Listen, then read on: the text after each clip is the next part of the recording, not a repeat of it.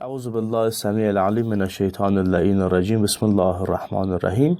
در ادامه مباحث درمانگری، بحث بعدی که مورد بررسی قرار میگیره پارگی مینیسک است.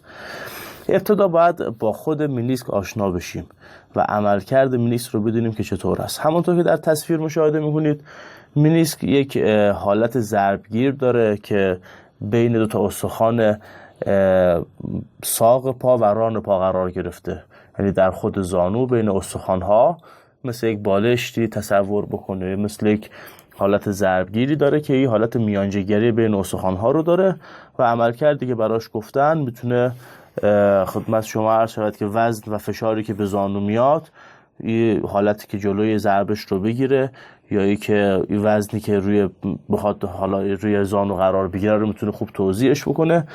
و به واسطه خود مینیسک خب زانوهای ما قدرت بیشتری دارن که و دامنه حرکتی خیلی بیشتری رو میتونن تجربه بکنن و خب میتونه خیلی تاثیرگذار باشه.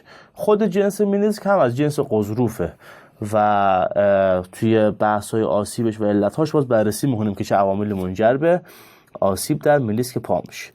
علت‌هایی که برای پارگی مینیسک بیان کردن به صورت عمده به دو دلیل تقسیم میشه. اول بحث آسیب دیدگی و جراحت هایی که ناشی از ضربه های فیزیکی باشه، یعنی خیلی وقتا در اثر ضربه، تصادفات، ورزش های خاص خود زانو آسیبی ببینه یا ضربه ای به زانو وارد بشه و این منجر میشه که خود مینیسک دچار پارگی بشه. دوم از عوامل علت‌های عمده پارگی مینیسک تغییر شکل و فرسایش مینیسک هست در طول زمان با افزایش سن. یعنی شما خیلی وقتا فرد چون جنس غضروفیه، مثل بحث آرتروز که خود افزایش سن رو یکی از عوامل ایجاد آرتروز برای افراد میدونن، بحث پارگی مینیسک رو هم خب خیلی وقتا میتونن به این جریان ارتباطش بدن که باز از نظر ما بیشتر میتونه مباحثی که یک مقداری توی بحث غلظت خون تاثیر داشته باشه توی جریان از عوامل مستقیمش میتونه اتفاق بیفته و خود عدم خون رسانی به بحث حالا مینیسک ها میتونه منجر به این تغییر شکل بشه. ولی خب در طب روز گفتن که خود افزایش سن علتی جریان هست که ما این رو به اصول شاید قبول نداشته باشیم. حالا علائمی که شما بخواید تشخیص بدی چه علائم ظاهری وجود داره برای پارگی مینیسک، اشاره کردن اولین از اونها درد در زانو هست، بیمار دچار زانو درد میشه. یا گفتن که تورم و التهاب در مفصل براش به وجود میاد، خود مفصل فرد، مفصل زانو دچار التهاب و تورم میشه، ورمی براش به وجود میاد که خب از علائم پارگی مینیسک بیان کردن. سر و صدا کردن، اینها عوامل خیلی نشانه‌های باز که تشخیصش خیلی دقیق‌تر میشه، نشانه‌های بعدیه.